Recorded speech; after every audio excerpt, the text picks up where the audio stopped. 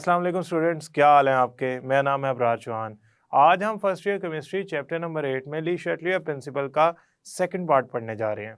इसके अंदर हम effect of volume, effect of pressure ये डिस्कस करेंगे पहले जनरली, फिर हम कैसी एक्सप्रेशन को यूज़ करते हुए क्वांटिटेटिवली इसको डिस्कस करेंगे कि कैसे हमारा इक्विलिब्रियम पे प्रेशर एंड वॉल्यूम चेंज का इफेक्ट आता है। इसमें हम 3 केस सिनेरियो भी डिस्कस करेंगे। अगर लिक्विड और सॉलिड्स हों, अगर गैशियस फेज रिएक्शंस हों मगर उनके नंबर ऑफ मोल्स बराबर हों, और अगर हमारे गैशियस फेज रिएक्शंस हैं और उनके नंबर ऑफ मोल्स इक्वल नहीं है, इन सारों को हम आज के लेक्चर में डिस्कस करेंगे। और एक बहुत इंपॉर्टेंट शॉर्ट क्वेश्चन है जो है आपका effect of catalyst on equilibrium. ये बहुत इंपॉर्टेंट शॉर्ट क्वेश्चन है, इसको भी मैंने इसी लेक्चर के सेकंड पार्ट के अंदर डिस्कस किया हुआ है। तो चलते हैं हम लेक्चर की तरफ। स्टूडेंट्स, आज हम पढ़ने जा रहे हैं ली शर्टलियर प्रिंसिपल का सेकंड पार्ट। वो सेकंड पार्ट के अंदर हम प्रेशर एंड वॉल्यूम की स्ट्रेस को डिस्कस करेंगे इक्विलिब्रियम के ऊपर। यानी कि हमारे पास एक रिएक्शन है, वो इक्विलिब्रियम पे है, हम उस पर प्रेशर या वॉल्यूम चेंज की स्ट्रेस अप्लाई करें तो क्या होगा। सबसे पहले ज़रा एक लॉ जो है पहले हम पढ़ चुके हैं, सिर्फ उसका रिव्यू दे रहा हूँ आपको। वो लॉ क्या कहता है? Actually it is Boyle's law. ये क्या कहता है? मैं आइडियली बात को आपको कन्वे कर रहा हूँ, आल्दो ये आइडियल गैसेस पे अप्लाई होता है। देखें, अगर मैं प्रेशर इंक्रीज करता हूँ तो according to this law volume should decrease. ठीक है, यानी कि ये इन्वर्सली प्रोपोर्शनल होते हैं एक दूसरे के। By increasing pressure the volume should decrease या वाइस वर्सा। अब एक बात याद रखनी है, अगर इनमें से मैं किसी एक फैक्टर को छेड़ता हूँ फॉर गैसेस तो दूसरा फैक्टर ऑटोमेटिकली चेंज हो जाएगा। मतलब मैंने एक गैस का मिक्सचर है, उस पर मैंने प्रेशर अप्लाई किया तो वॉल्यूम चेंज हो जाएगा। सो अगर मैं कभी कह दूं मैंने वॉल्यूम कम कर दिया या प्रेशर बढ़ा दिया तो एक ही बात है। आपने हरगिज़ इसको कंफ्यूज नहीं करना कि वॉल्यूम बढ़ाया है या प्रेशर कम किया है, एक ही बात है। आप प्रेशर कम करके वॉल्यूम बढ़ा लो, आप प्रेशर ज़्यादा करके वॉल्यूम कम कर लो। या मैं अगर कह दूं मैंने वॉल्यूम इंक्रीज़ किया, it means I have done something to increase the volume. या मैं कह दूं अगर मैंने प्रेशर इंक्रीज़ किया तो इसका मतलब यही होगा मैंने वॉल्यूम डिक्रीज़ कर दिया। सो इसको कंफ्यूज नहीं करना, ये दो फैक्टर रिलेटेबल है। प्रेशर चेंज करके मैं वॉल्यूम चेंज करूंगा। दूसरी बात, हमारे पास 3 केसेस हैं, पहले मैं इसको समझा दूं फिर मैं effect of volume and pressure की तरफ जाता हूं। Case number 1, effect case number 1 जो effect of pressure and volume है as a stress on equilibria, on equilibrium position, वो एप्लीकेबल नहीं है फॉर सॉलिड एंड लिक्विड्स। पहली बात है, मैं लिख दूं जरा, effect of pressure volume as stress is not applicable on solid or liquid phase reactions. Now this is something very easy to understand. Solid और लिक्विड के मॉलिक्यूल्स के दरमियान कोई ख़ास स्पेसिस तो होती नहीं कि आप प्रेशर लगाओ तो वॉल्यूम कम हो जाए। वो तो रिस्पॉन्ड ही नहीं करते प्रेशर को, ना वॉल्यूम चेंज करते हैं। तो फिर क्यों, आखिर क्यों वो स्ट्रेस को रिस्पॉन्ड करेंगे या उन पर स्ट्रेस एप्लीकेबल होगी in terms of pressure and volume. अब हम प्रेशर या वॉल्यूम उनका चेंज करते नहीं है, सो क्यों वो होता ही नहीं है, तो लिहाजा प्रेशर एंड वॉल्यूम जो है उसका सॉलिड और लिक्विड फेज रिएक्शन से कोई लेना देना नहीं है। ये जो मैं effect of pressure and volume discuss करने जा रहा हूँ वो सॉलिड और लिक्विड रिएक्टेंट्स एंड प्रोडक्ट्स वगैरह के लिए नहीं है। केस नंबर 2,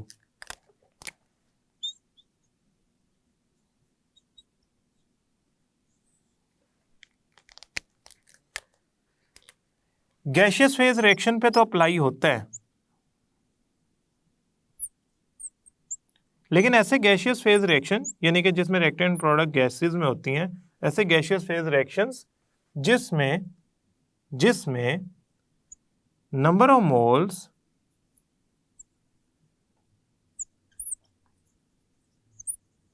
प्रोडक्ट और रिएक्टेंट के बराबर हों। ऐसो पे भी ये एप्लीकेबल नहीं होता केस। ये केस ऐसे रिएक्टेंट्स एंड प्रोडक्ट की equation, for example HI is decomposed into H2 plus I2. Now the number of moles in reactant is 2. The number of moles in product 1 plus 1 2. Student मैं क्या कहा है आपको, मैंने ये समझाया है कि रिएक्टेंट एंड प्रोडक्ट के जब नंबर ऑफ मोल्स बराबर हों तो इन दैट सिनेरियो जो effect of pressure and volume है वो अप्लाई नहीं होता, क्योंकि effect of pressure and volume को अप्लाई करने के लिए नंबर ऑफ मोल्स का फ़र्क होना ज़रूरी है। ये हम इसको डिटेल में डिस्कस करते हैं, ज़रा केसेस में लिख लूँ। ये तो आपको मैंने समझा दिया है, इस केस को मैं डिस्कस करूँगा। केस नंबर 3 जो हमारा आज का लॉन्ग क्वेश्चन है, मैं इसको लिखता हूँ। ये तब अप्लाई होगा, केस नंबर 3 तब अप्लाई होगा जब गैसियस फेज रिएक्शन हो, ठीक है, गैसियस फेज रिएक्शंस हो reversible, plus number of moles का डिफरेंस हो, यानी कि जीरो ना हो, ठीक है, ये वैल्यू जीरो ना हो। ये जीरो कब नहीं होगी, जब प्रोडक्ट्स और रिएक्टेंट के मोल बराबर नहीं होंगे। इन दैट केस, कौन सा केस नंबर 3 हमारा जो आज का टॉपिक है ना वो डिस्कस किया जा रहा है, यानी कि हम ऐसे रिएक्शंस डिस्कस कर रहे हैं जो गैसियस फेज में है और उनमें number of moles of reactant and product बराबर नहीं है, उन पे ये केस स्टडी होगा। मैं जब इस पे केस स्टडी कराऊंगा आप खुद ही समझ जाएंगे इस पे क्यों नहीं अप्लाई होता। लिहाजा हम चलते हैं अपनी केस स्टडीज की तरफ। इफेक्ट ऑफ, पहले हम इसको जेनेरिक फॉर्म में करेंगे, फिर हम क्वांटिटेटिवली करेंगे, वो मैं एक ही टॉपिक में ये दोनों पॉइंट समझाने जा रहा हूँ। Effect of pressure and volume. देखें,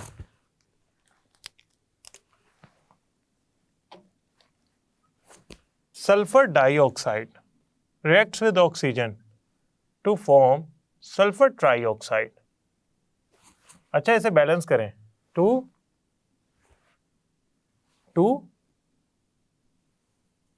ओके, नाउ 6 बराबर हो गया।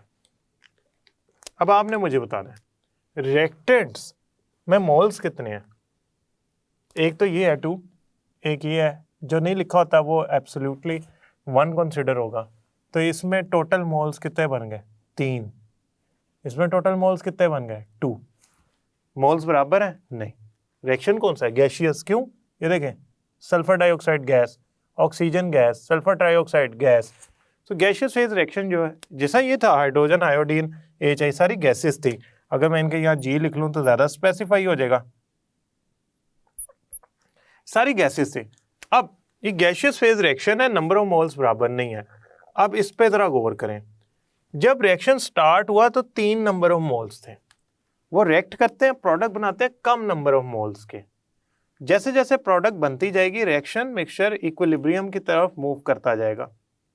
रिएक्शन मिक्सचर का जो वॉल्यूम है वो कम होता जाएगा फ्रॉम द इनिशियल वॉल्यूम। क्यों, जो प्रोडक्ट बन रही है उनका जो वॉल्यूम है वो कम है। मुझे कैसे पता लगा वॉल्यूम कम है, देखिए नंबर ऑफ मोल्स कम है। नंबर ऑफ मोल्स का कम होना मतलब ये है कि गैसेस का वॉल्यूम कम है। क्यों, आपको याद होगा हमने पढ़ा था कि 1 मोल गैस जो होती है एट स्टैंडर्ड टेम्परेचर प्रेशर वो वॉल्यूम ऑक्यूपाई करती थी 22.414। तो 2 मोल कितना करेगी, 2 मल्टीप्लाई बाय 22.414 DMQ, 3 कितना करेगी, यानी कि वॉल्यूम बढ़ता जाएगा ना। आपको वॉल्यूम इंक्रीज करता जाता है जैसे जैसे नंबर ऑफ मोल्स बढ़ते जाते हैं। सो टेक्निकली रिएक्टेंट्स का वॉल्यूम ज्यादा है, प्रोडक्ट का वॉल्यूम कम है। तो जब इक्विलिब्रियम आएगा ना, तो चूंकि प्रोडक्ट का वॉल्यूम कम है लिहाजा ओवरऑल रिएक्शन मिक्सचर का वॉल्यूम कम हो जाएगा। यानी कि अगर यूं समझ लें कि ये इनिशियल वॉल्यूम था रिएक्शन का, जब रिएक्टेंट्स आपने ऐड किए, जब इक्विलिब्रियम अचीव हो गया तो वॉल्यूम डिक्रीज कर गया, कम हो गया। क्यों, उसने कुछ हिस्सा प्रोडक्ट में कन्वर्ट कर दिया जिसका वॉल्यूम कम होता है। सो प्रोडक्ट बन जाने से जो वॉल्यूम है रिएक्शन मिक्सचर का इक्विलिब्रियम पे वो कम हो गया। So at equilibrium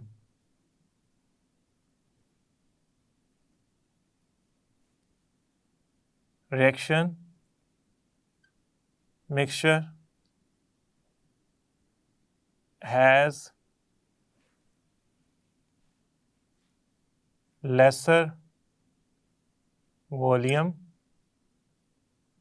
than initial volume। ठीक हो गया। अच्छा, ये तो मैंने बता दिया आपको हुआ क्या। असल बात की तरफ चलते हैं। इस बात को गौर से समझना है, ये ट्रिक है, it's not something that you can understand from simple literature और बुक्स। छोटा वॉल्यूम किसको पसंद है? छोटा वॉल्यूम किसको पसंद है? प्रोडक्ट्स को। ज्यादा वॉल्यूम किसको पसंद है? रिएक्टेंट्स को। जब प्रोडक्ट बनती है वॉल्यूम कम होता है, जब रिएक्टेंट बनते हैं रिवर्स डायरेक्शन में वॉल्यूम ज्यादा होता है। अगर आप प्रेशर बढ़ाते हैं तो वॉल्यूम कम होगा, तो रिएक्शन उस तरफ जाएगा जो फेवरेबल कंडीशन जनरेट हुई। प्रेशर बढ़ाने से वॉल्यूम कम हुआ, किसके लिए फेवरेबल है? प्रोडक्ट के लिए। तो रिएक्शन फॉरवर्ड डायरेक्शन में मूव कर जाएगा। दोबारा सुने, जिसको जो वॉल्यूम पसंद है, अगर वो कंडीशन आप दे देंगे तो रिएक्शन उस डायरेक्शन में मूव कर जाएगा। देखें, मैं दोबारा बताता हूं। प्रोडक्ट को कम वॉल्यूम पसंद है, ट्रिक है ये, ठीक है। इसको मैं ऐसा करता हूं, बॉक्स बना देता हूं ताकि आपको इमेजिन करना आसान हो जाए। देखें, प्रोडक्ट का वॉल्यूम जो है वो कम है, आपने प्रेशर अप्लाई किया ताकि वॉल्यूम ओवरऑल रिएक्शन मिक्सचर का कम हो जाए। किसकी फेवरेबल कंडीशन जनरेट की? प्रोडक्ट की। तो रिएक्शन ज्यादा प्रोडक्ट बनाना शुरू कर देगा। आपने कहा नहीं सर उल्टा करें, मैंने प्रेशर रिलीज किया तो उससे वॉल्यूम बढ़ गया। वॉल्यूम बढ़ने से किसकी फेवरेबल कंडीशन जनरेट हुई? रिएक्टेंट्स की, क्यों? उनको ज्यादा वॉल्यूम पसंद है, तो रिएक्शन रिवर्स डायरेक्शन में आ गया। ये ट्रिक है, याद रखिएगा। अब मैं इसको दूसरे तरीके से समझाता हूं। रिएक्शन मैं रिवर्सिबल रिएक्शन की बात कर रहा हूं। इसमें अगर आप प्रेशर इंक्रीज करते हैं या वॉल्यूम डिक्रीज करते हैं, देखिए एक ही बात है ना। आप कहेंगे क्यों एक ही बात है? ये देखें, तो क्या होगा? रिएक्शन will move towards, देखिए वो प्रेशर बढ़ाया, वॉल्यूम कम किया है, तो लेसर नंबर ऑफ मोल्स की तरफ भागना शुरू हो जाएगा रिएक्शन। अब आप कहेंगे अच्छा चलें, आप समझे मैंने आपको ट्रिक नहीं बताई। रिएक्शन है, उसमें प्रेशर बढ़ा दिया। क्या किया? प्रेशर बढ़ा दिया। प्रेशर बढ़ाने से क्या कम हो जाएगा? वॉल्यूम। रिएक्शन उस तरफ जाएगा जो कम वॉल्यूम को सपोर्ट करती है। बात कम नंबर ऑफ मोल्स को सपोर्ट करना, टेक्निकली तो कम वॉल्यूम कम नंबर ऑफ मोल्स का ही होगा। तो अब मुझे बताएं, अगर इस रिएक्शन में अगर मैं प्रेशर बढ़ा देता हूं, प्रेशर इंक्रीज कर देता हूं, तो रिएक्शन मूव करना शुरू कर देगा फॉरवर्ड डायरेक्शन में। क्यों? इधर लेस नंबर ऑफ मोल्स हैं। आप कहते हैं सर इसके ऑपोजिट बात करें। अगर मैं प्रेशर डिक्रीज कर देता हूं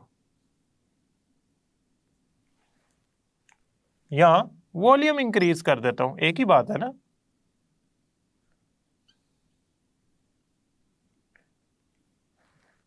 तो क्या होगा? Reaction will move towards greater number of moles। दोबारा सुने, मैंने प्रेशर कम किया तो उसका इफेक्ट क्या आएगा? वॉल्यूम ज्यादा हो जाएगा। प्रेशर कम किया, वॉल्यूम ज्यादा हो गया, ओके ठीक है। प्रेशर कम किया, वॉल्यूम ज़्यादा हो गया, यानी कि आप यूँ समझें कि इस स्टेज से उठ के इस स्टेज में आ गए, वॉल्यूम कम था ज़्यादा हो गया, प्रेशर कम किया ना। अब जब इस स्टेज में आए तो ज़्यादा वॉल्यूम का मतलब है ज़्यादा नंबर ऑफ मोल्स की तरफ जाना। आप किधर जा रहे हैं? आप जा रहे हैं रिएक्शन के रिवर्स डायरेक्शन में, इस तरफ।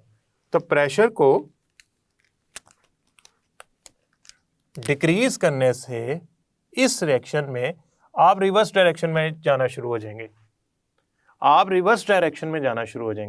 क्यों? सपोर्ट ये कर रहा है। लिहाजा ये वो दो बातें हैं जिसको हमारी बुक ने बेहतरीन एक्सप्लेन किया हुआ है कि अगर आप इस एग्जाम्पल को देखें तो इसमें रिएक्टेंट्स के वॉल्यूम ज़्यादा है, लिहाजा प्रेशर कम करने पे, वॉल्यूम बढ़ाने पे रिएक्शन बैकवर्ड मूव करेगा। अगर आप इस रिएक्शन को देखें तो इसमें प्रोडक्ट का वॉल्यूम कम है। क्यों? मोल्स कम है ना, तो कम मोल्स का मतलब है कम वॉल्यूम। तो आपका प्रोडक्ट कम मोल्स और कम वॉल्यूम रखता है। तो अगर आप प्रेशर बढ़ा देते हैं तो रिएक्शन फॉरवर्ड डायरेक्शन में जा रहा है। क्यों जाएगा? क्योंकि आपकी जो कंडीशन है रिएक्शन की वो फेवरेबल हो गई है आप फॉर प्रोडक्ट्स, क्योंकि उसके जो मोल्स हैं वो कम है। समहाउ ये मैंने उसको इस तरह बताया कि आप ये एग्जाम में लिख के हैं कि रिएक्शन उस तरफ मूव करेगा जिस तरफ कम नंबर ऑफ मोल्स होंगे। कब? जब प्रेशर बढ़ाया जाए, वॉल्यूम कम किया जाए। इसको हम ना पढ़ते हैं with respect to quantitative explanation के जरिए। मैं ऐसा करता हूँ, मैं यहाँ पे ना दो रिएक्शंस लेता हूँ। इधर मैंने ये केस वाला स्टडी कर रहा हूँ, इसमें मैं पहला रिएक्शन लेता हूँ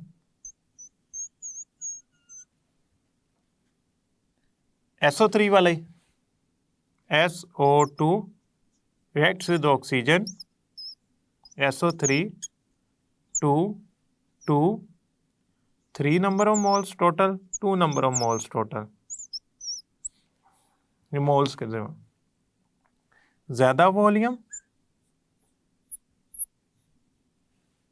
कम वॉल्यूम।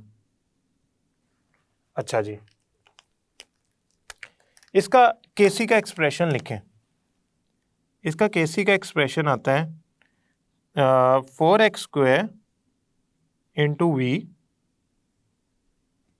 a minus 2x का square b minus x for oxygen for SO2। अच्छा, अगर आप इस एक्सप्रेशन को देखें ना तो इसमें इस एक्सप्रेशन से भी मैं ये वाली बात को एक्सप्लेन कर सकता हूँ। देखें, केसी ने रहना है कांस्टेंट, केसी की वैल्यू ने क्या रहना है? कांस्टेंट। क्यों? मैं आपको ऑलरेडी बता चुका हूँ क्या कि केसी की वैल्यू चेंज करनी हो तो आप टेम्परेचर चेंज करें। अगर आप ये सोचते हैं प्रेशर, वॉल्यूम, कंसंट्रेशन चेंज करने से केसी चेंज हो जाएगा तो आप गलत सोचते हैं, वो नहीं चेंज होता। ज़रा गौर से समझे इस बात को। ये वैल्यू रहनी है कांस्टेंट, ये वैल्यू रहनी है कांस्टेंट, ठीक है। अगर आप वॉल्यूम बढ़ाते हैं, if volume is increased, volume क्या करते हैं? बढ़ाते हैं, तो ये फैक्टर हो गया बड़ा। इस फैक्टर को आप बड़ा अगर कर देते हैं तो केसी की वैल्यू तो इंक्रीज हो गई। तो केसी की वैल्यू डिक्रीज करने के लिए क्या करें? जो एक्स है वो कम होगा। एक्स क्या है? प्रोडक्ट। मैं लिख देता हूं, ये डिक्रीज कर जाएगा। अब इसको कैसे समझे? देखे जरा गौर से, देखें स्टूडेंट गौर से देखें। आपकी वैल्यू आनी चाहिए केसी की 6, वी को एक्स से मल्टीप्लाई करूं तो मेरा आंसर आना चाहिए 6, फॉर एग्जांपल 6। अगर आपका वी है 3 तो एक्स को क्या होना पड़ता है? 2, तब आंसर क्या आता है? 6। आपने क्या किया? वी इंक्रीज कर दिया, बढ़ा दिया, वी कर दिया आपने 6। 3 था वॉल्यूम, बढ़ा दिया, आंसर दोबारा 6 ही आना चाहिए कांस्टेंट केसी का। तो एक्स को क्या होना पड़ेगा? डिक्रीज होना पड़ेगा ताकि आंसर दोबारा 6 आ जाए। सो अगर मैं इस एक्सप्रेशन को इस बात पे अप्लाई करूं तो अगर मेरा वॉल्यूम बढ़ता है तो मेरी प्रोडक्ट को कम होना चाहिए ताकि मेरे केसी का आंसर कांस्टेंट आए। सो मैं यहाँ आपको बताता हूं, अकॉर्डिंग टू दिस एक्सप्रेशन, ये आपके सामने ये दो बड़ी स्टेटमेंट्स जो लिखी हुई है ना, ये इसी की एक्सप्लेनेशन है। According to this expression if we increase the volume, ये आपके सामने जो इमेज चल रही है स्टूडेंट्स, ये आपकी आसानी के लिए मैं बता रहा हूँ। If we increase the volume according to the expression of sulphur trioxide preparation, if we increase the volume the product should decrease to maintain the value of Kc constant. ठीक है, वॉल्यूम अगर मैं बढ़ाता हूं तो x की value को decrease करना चाहिए ताकि Kc का आंसर कांस्टेंट आए। बस में पहले 3 था तो वो 6 आंसर दे रहा था, अगर वो 6 हो गया तो ये x को कम होना पड़ेगा ताकि दोबारा 6 आंसर आए। तो वॉल्यूम इंक्रीज करने से according to this expression the product x should decrease ताकि आपका आंसर अगेन Kc का कांस्टेंट आए। अब मैं ऐसा करता हूं, उल्टा हिसाब चलता हूं, मैं वॉल्यूम डिक्रीज कर देता हूं तो प्रोडक्ट को अब इंक्रीज होना पड़ेगा। अब इसको समझें, वॉल्यूम था आपका 3, 2 से मल्टीप्लाई होकर आंसर देता था 6, अब वॉल्यूम आपका हो गया 1, तो अब x को 6 होना पड़ेगा ताकि आपका आंसर अगेन आए 6। यानी कि अगर तो वॉल्यूम, अब ये देखें दूसरी स्टेटमेंट, फिर मैं बताता हूं अगर वॉल्यूम ऊपर आए तो क्या होगा। According to this expression, if the volume is decreased, expression of sulfur trioxide, volume is decreased, the product should increase. Product should increase to maintain the value of Kc constant. So, ये आपको जो red line में statement नजर आ रही है, if volume is in numerator, ऊपर है, denominator में नहीं है, ऊपर है, तो if we increase the volume, if we increase the volume, direction will move in a reverse direction. If we decrease the volume, direction will move in the forward direction. यानी equilibrium shift होगा forward में अगर volume को आप decrease करते हैं, equilibrium shift होगा backward direction में अगर आप वॉल्यूम को इंक्रीज करते हैं। ये इसका क्रक्स है। अब इसको इसी को इस पे अप्लाई करें। देखें मैंने क्या कहा था, कम वॉल्यूम पसंद है प्रोडक्ट्स को। जब मैं वॉल्यूम कम करता था तो मेरी प्रोडक्ट बढ़ जाती थी, बिल्कुल सही बात है। जब मैं वॉल्यूम ज्यादा करता था तो मेरी प्रोडक्ट कम हो जाती थी, बिल्कुल सही बात है। क्यों? प्रोडक्ट कम होने का मतलब है रिएक्टेंट बढ़ गए हैं, यही है ना मतलब उसका। अब आप कहेंगे कि सिर्फ एक ही एग्जाम, नहीं दो है, देखते हैं। PCl5 is decomposed on heating into PCl3 plus Cl2। Phosphorus pentachloride भी गैसियस होता है, ट्राई भी गैसियस होता है, क्लोरीन भी गैस होता है। So it is a gaseous reaction. इसके नंबर ऑफ मोल्स बताएं जरा। 1, इसके नंबर ऑफ मोल्स 1 + 1 2। अब इनके नंबर ऑफ मोल्स बराबर नहीं है, प्रोडक्ट के 2 हैं, रिएक्टेंट के 1 है, लिहाजा केस नंबर 3 तो जस्टिफाई हो गया हमारा, जिस पे हम ये पढ़ रहे हैं। और अगर मैं इस पे ये बात करूं, देखिए ज्यादा वॉल्यूम आप पसंद है प्रोडक्ट्स को, तो अगर मैं वॉल्यूम इंक्रीज करता हूं तो प्रोडक्ट की तरफ रिएक्शन जाएगा। क्यों? मुझे कैसे ख्याल आया, देखें वॉल्यूम बढ़ाने से रिएक्शन उधर मूव करेगा जहां नंबर ऑफ मोल ज्यादा हो। वॉल्यूम मैंने बढ़ाया तो नंबर ऑफ मोल ज्यादा है प्रोडक्ट की साइड पे, अब उल्टा हिसाब हो गया इससे, अब रिएक्शन जाएगा टुवर्ड्स द फॉरवर्ड डायरेक्शन। और अगर मैं वॉल्यूम कम करता हूं तो रिएक्शन जाएगा टुवर्ड्स द रिवर्स डायरेक्शन। इसका मैं एक्सप्रेशन से एक्सप्लेन करता हूं, जिस तरह बुक में एक्सप्लेन हुआ है। इसका Kc आता है x² V A - x 1 1। Okay ठीक है स्टूडेंट, गौर से देखें, पहले न्यूमरेटर में था, अब डिनोमिनेटर में है। अच्छा, इसका मतलब जो इसका हालात है इससे उल्टा होगा। देखें अगर मैं वॉल्यूम इंक्रीज करता हूं,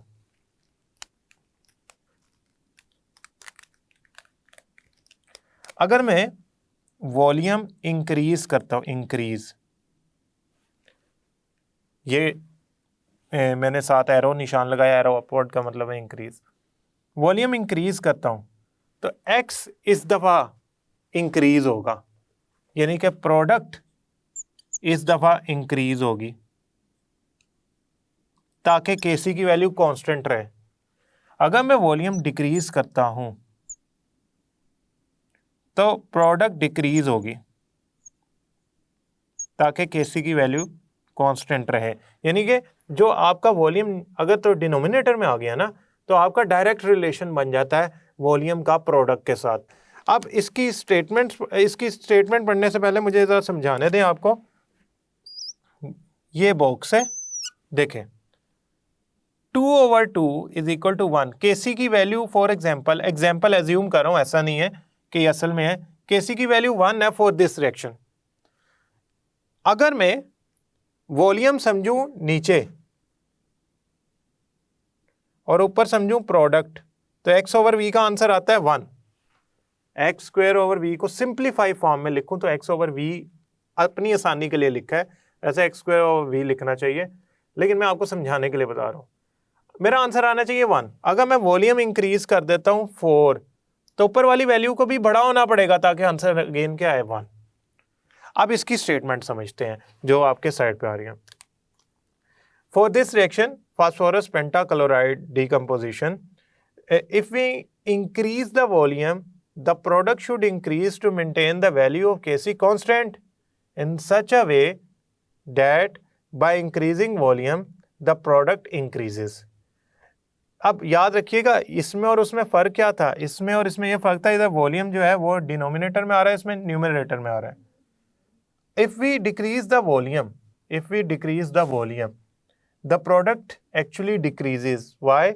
To maintain the value of Kc constant। आप देख सकते हैं वो रिलेशन जो आ रहा है ना, वो ये बता रहा है कि जो आपकी रेशियोज है वो कांस्टेंट तभी रहती हैं जब आप वॉल्यूम को अगर इंक्रीज करें तो ऊपर वाली वैल्यू यानी कि x प्रोडक्ट जो है वो इंक्रीज करे। यहाँ प्रोडक्ट का जो सिंबल है वो x है।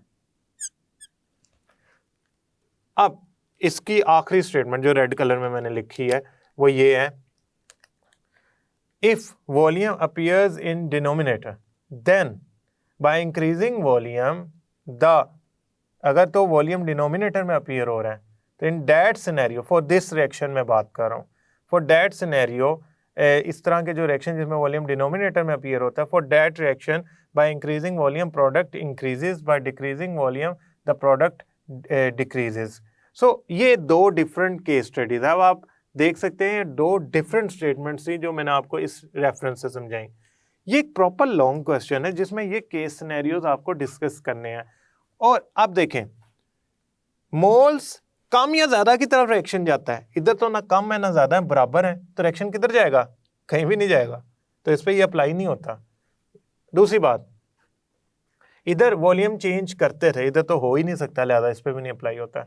समटाइम हम ना प्रेशर को इंक्रीज करने के लिए, वॉल्यूम को कम करने के लिए हम इनर्ट गैस की एडिशन कर देते हैं। इनर्ट गैस रिएक्शन में हिस्सा नहीं लेती, सिर्फ वॉल्यूम या प्रेशर कंडीशंस को चेंज कर देती है, जिससे आपकी सूटेबल अमाउंट ऑफ प्रोडक्ट बनना शुरू हो जाती है फॉर अ गिवन रिएक्शन।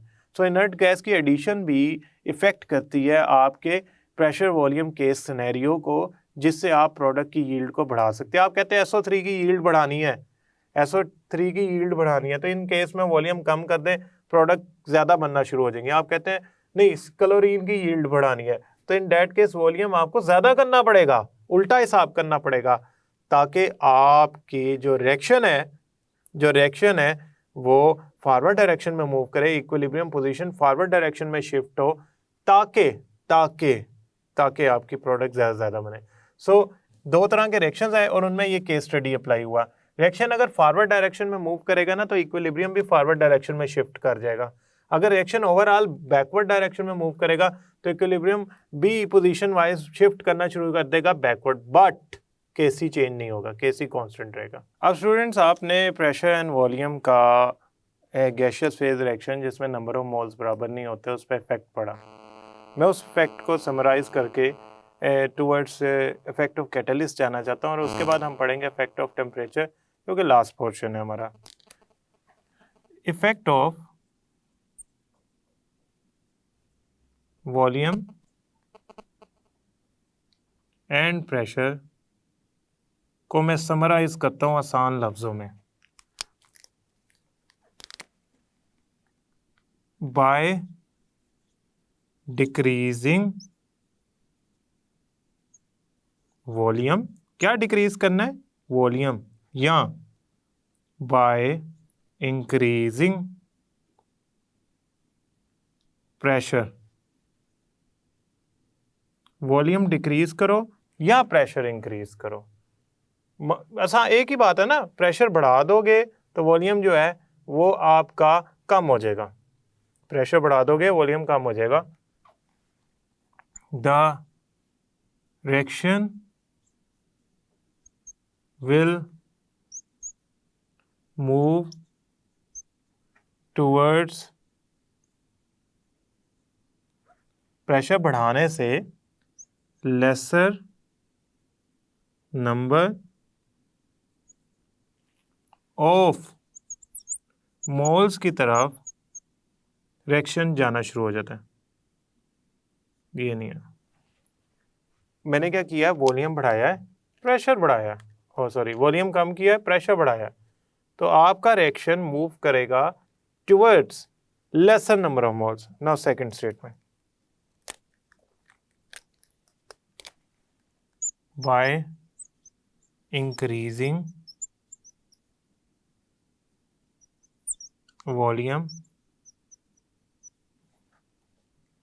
और by decreasing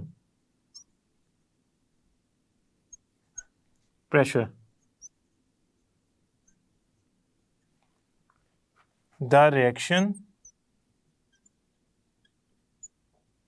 will move towards greater।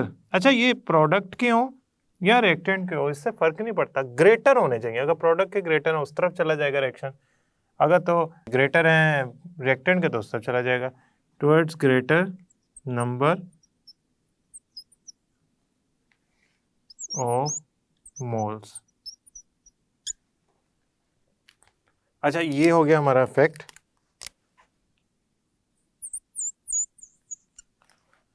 अब इस इफेक्ट को आपने समराइज कर लेना, याद रखिएगा ये gaseous phase reaction, gaseous phase reactions पे तब अप्लाई करना है जब डेल्टा एन जो है वो ज़ीरो के इक्वल ना हो, यानी कि रिएक्टेंट एंड प्रोडक्ट के जो मोल्स हैं वो बराबर ना हो।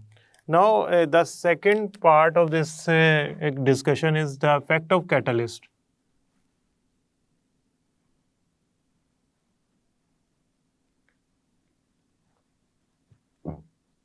देखें, इफेक्ट ऑफ कैटलिस्ट जो है ना, आपके ख्याल में वो केसी की वैल्यू को डिस्टर्ब करेगा या इक्विलिब्रियम पोजीशन को? आप एक लम्हे के लिए सोचें, कैटलिस्ट मैंने ऐड क्यों किया था? ताकि रेट ऑफ रिएक्शन बढ़ जाए। रेट ऑफ रिएक्शन बढ़ने से होता क्या है? क्या सिर्फ reverse reaction, forward reaction rate बढ़ता है, रिवर्स भी बढ़ जाता है। लिहाजा रेट ऑफ फॉरवर्ड और रिवर्स दोनों बढ़ जाने से इक्विलिब्रियम तो डिस्टर्ब नहीं होगा कैटलिस्ट के एडिशन से, ना इक्विलिब्रियम की पोजीशन डिस्टर्ब होगी, ना केसी कांस्टेंट डिस्टर्ब होगा। तो ये अक्सर शॉर्ट क्वेश्चन आता है, what is the effect of a catalyst on equilibrium position? What is effect of catalyst on equilibrium position? तो मैं इसका आंसर लिखते हैं, हम इसका आंसर लिखेंगे, मैं लिख रहा हूँ, there is no effect of catalyst on change of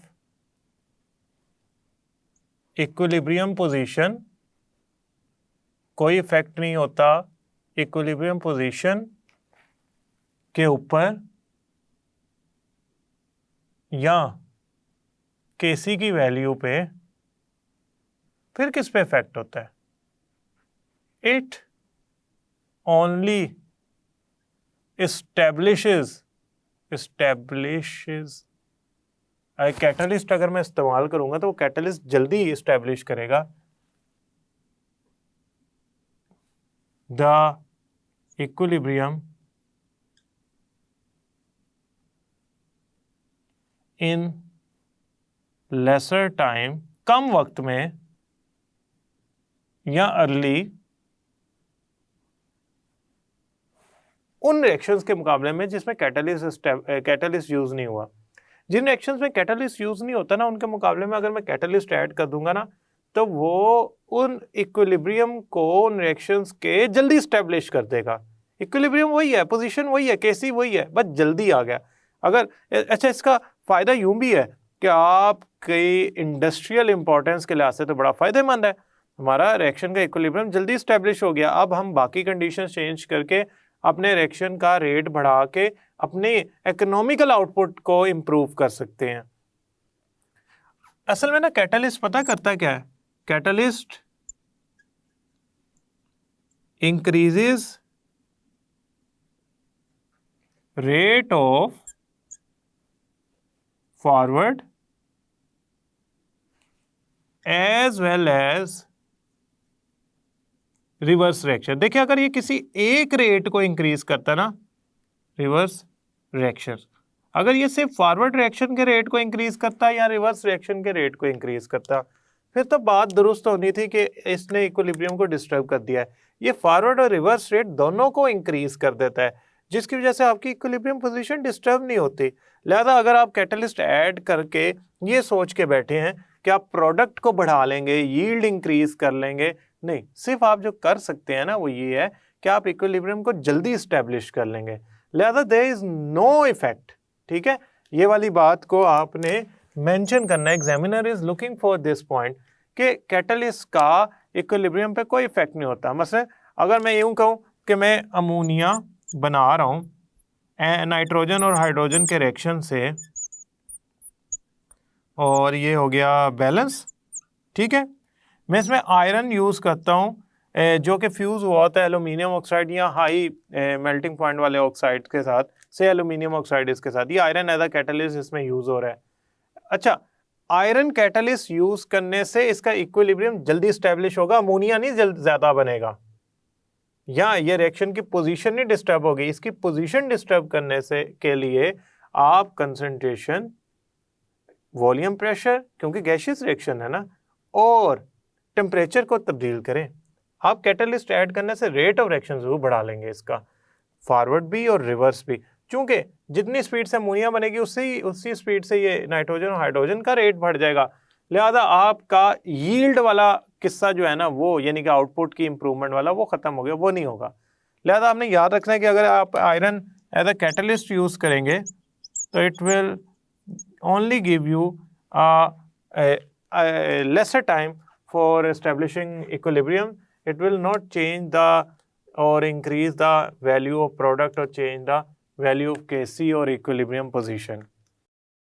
I hope student ये लेक्चर आपको समझ आया होगा। नेक्स्ट लेक्चर तक के लिए अल्लाह हाफिज़।